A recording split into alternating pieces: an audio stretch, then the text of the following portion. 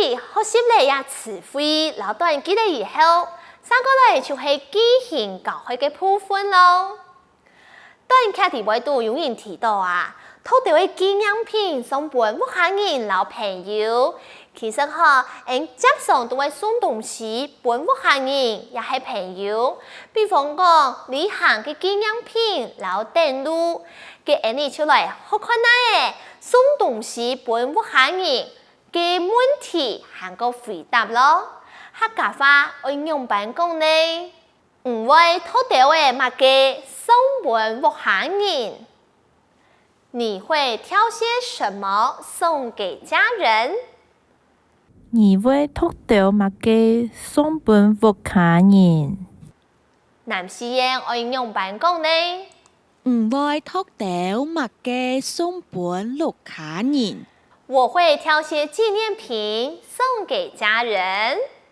我會偷掉紀念品送俾屋企人。我會偷掉紀念品送俾屋企人。男士嘅愛用辦講呢？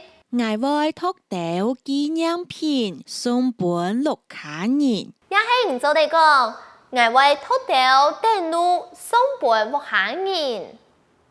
我會挑些禮物送給家人。我會偷掉電路送俾屋企人。男士嘅愛用辦講呢？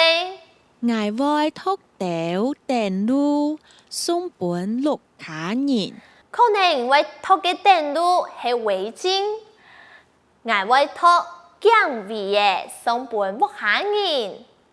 我會挑圍巾送給家人。我會偷姜味嘅送俾屋企人。男士嘅愛用辦講呢？我會偷姜味嘅送俾屋企人。哇，大家都講得當好哦！講到人嘅旅行安排，真嘅要當多事情愛來安排匆忙啊！好嚟按到嘅客家話，故事接下來就係同大家共下來複習咯。